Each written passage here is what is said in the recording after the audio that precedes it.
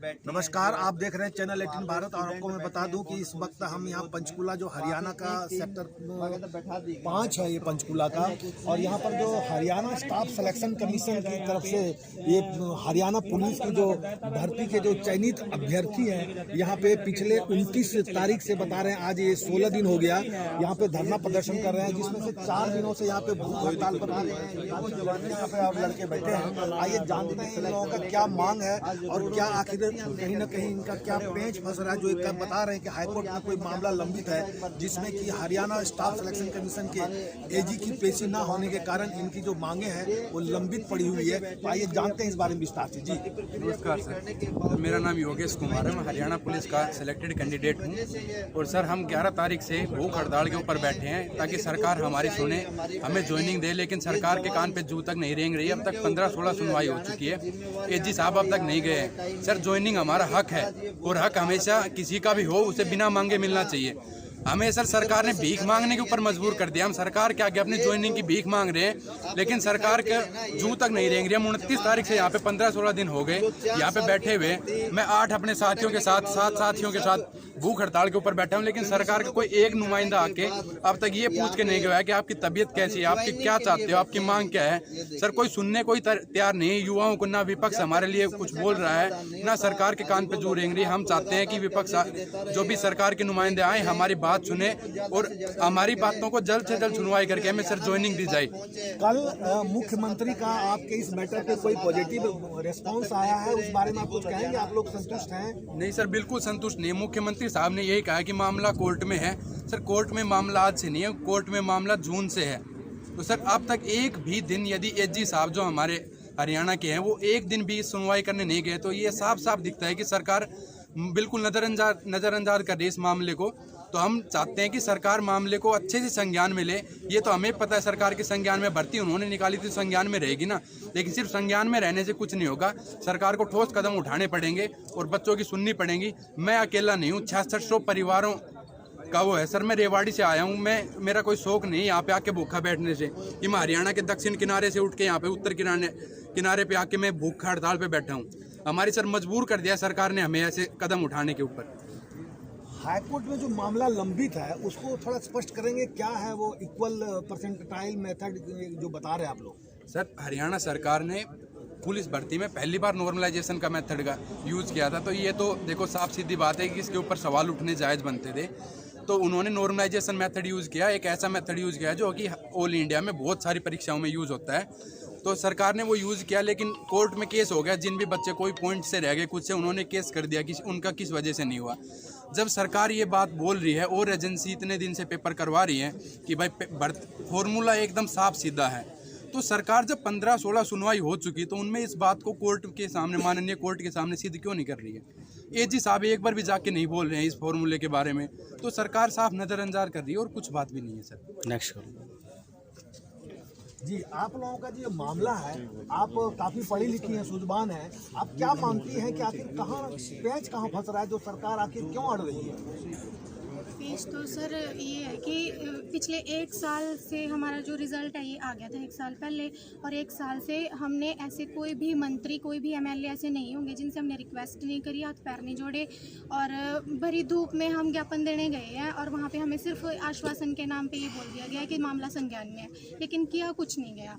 और अगर एक सिंगल डे भी हमारे जो एजी सर हैं वो कोर्ट में प्रेजेंट हो जाएं और हमारे लिए जस्टिफिकेशन दें, इसको फॉर्मूले को वहाँ पे जस्टिफाई करें, तो उसी दिन कोर्ट से जो है केस रिलीव हो जाएगा। अभी तक जो कोर्ट में जो मामला चल रहा है उसमें क्या लग रहा है कि आप लोगों के पक्ष में वो मामला जा रहा है? पूरी तरह से हमारे पक्ष में ही है ये, क्योंकि ये फॉर्मूला जो है ना ये पूरी तरह से सुप्रीम कोर्ट से अप्रूव्ड है और पहले बहुत सारी जो एजेंसी ने ये लगा चुके हैं।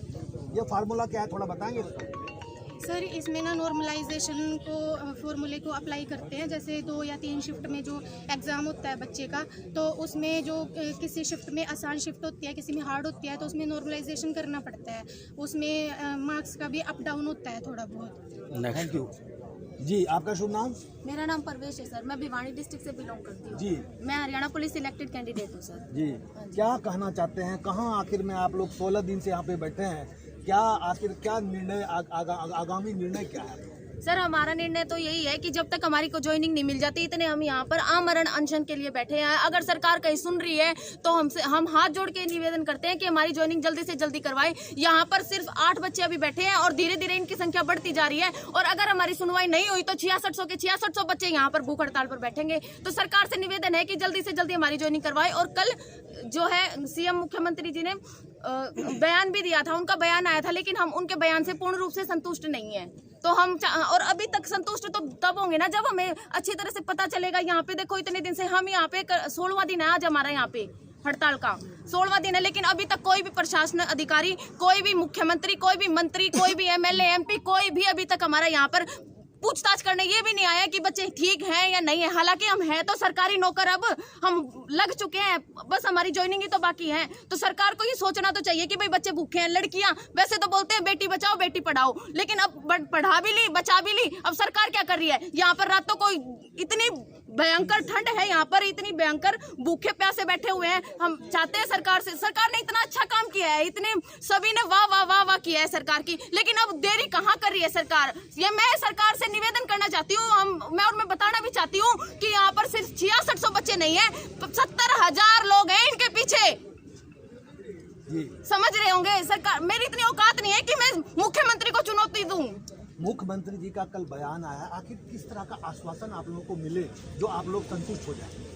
सर यहाँ पर आए, मुख्यमंत्री आए या फिर उनका कोई प्रशासनिक अधिकारी आए, हमें बच्चों को बताएं। जब तक हमें ज्वाइनिंग नहीं मिलेगी, मैं बस यही बोलना चाहती हूँ, तब तक हम यहीं पे बैठे और आमरण अनशन है। ये कोई 1-2 दिन की भूख हड़ताल नहीं है यहाँ पर। जब तक ज्वाइनिंग नहीं मिलेगी बच्चे यहीं पे बैठ जाएंगे, लेकिन ज्वाइनिंग लेके जाएंगे सर। यहाँ पर जो धरना प्रदर्शन में बैठे हैं उसमें कुछ गार्जियन भी आए हैं, आए जानते हैं इनसे। जी, आपका शुभ नाम? मेरा नाम दलवीर है जी, मैं चरखी दादरी से अपने अभिभावक अपनी गुड़िया के साथ आया हूँ जी। गुड़िया कृषि का कार्य छोड़ कर आया हूँ, पूरे परिवार को छोड़ के आया हूँ। मैं सरकार से और न्यायपालिका से यही गुजारिश करता हूँ, निवेदन करता हूँ कि इन बच्चों को न्याय दिलाया जाए, जल्दी से जल्दी इनको ज्वाइनिंग दी जाए। धन्यवाद। तो और सर मैं इसमें ये कहना चाहूँगा, जैसे अभी 2-3 जन आप जिस साथी को सुन रहे थे, वो लड़का 4 दिन से भूख हड़ताल बैठा है, खड़ा होने की हिम्मत नहीं। उस बच्चे के ऐसे हाथ ऐसे कांप रहे थे उसके, और उससे भी अलग हमारे टोटल 8 भाई बहन बैठे। तो मेरी सरकार से हाथ जोड़ के प्रार्थना है कि कोई अनहोनी होने से पहले हमें संभाल लीजिए। और दूसरी बात, यहाँ तक संतुष्ट होने की बात है, जब तक हमें हमारा फाइनल ज्वाइनिंग लेटर नहीं मिल जाएगा कि हाँ कल को हमें रिपोर्ट करना है मधुबन में जाकर के, तब तक हम यहाँ से हमारा धरना नहीं उठाएंगे। जी, आप क्या करते हैं? सर मेरा इस बारे में एक ही सवाल है, एक तरह से ये लगा लीजिए, सरकार से लगा लीजिए, जब एक फॉर्मूला जो हर एजेंसी लगा रही है, SSC, railway, other state agency भी एक फॉर्मूले पर लगा रही है, तो सर हरियाणा सरकार को ऐसी क्या दिक्कत आ रही है जब एक सुप्रीम कोर्ट से अप्रूव्ड फॉर्मूले को सर वो अप्रूव नहीं करा पा रहे हैं हाई कोर्ट में? ये चीज़ें कहीं ना कहीं समझ से बाहर है सर। धन्यवाद। आपका शुभ नाम? मेरा नाम अजय शर्मा, रोहतक से हूँ जी। सर, यहाँ पे जितने भी सिलेक्टेड कैंडिडेट है ना, इन्होंने कोई भी ऐसा मंत्री, कोई भी ऐसा नेता नहीं छोड़ा है जिसके पास इन्होंने अपना ज्ञापन नहीं सौंपा हो। और ज्ञापन सौंपते ही बोलते हैं कि आश्वासन हम देते हैं आपको, आपकी ज्वाइनिंग जल्दी होएगी, लेकिन कहीं भी ज्वाइनिंग नहीं होती है। कहते मंत्री कहता है तुम्हारा मामला कोर्ट में है, हम कोर्ट में जाते हैं, हमारी केस की सुनवाई बिल्कुल लास्ट में, ये हमारा केस का नंबर डाल देते हैं, बिल्कुल 5 बजे के बाद कोर्ट बंद हो जाता है, उसके बाद हमारा नंबर भी नहीं आता, और अगली 2.5 महीने की डेट दी जाती है बिना सुनवाई के। ये क्या मतलब हुआ? हम एचएससी ऑफिस में जाते हैं, वो एचएससी चेयरमैन बोलते हैं कि आप सिलेक्टेड कैंडिडेट हो, आपकी गलती है, आपने जल्दबाजी की इसलिए आपका मामला कोर्ट केस में है। हमारी क्या गलती है?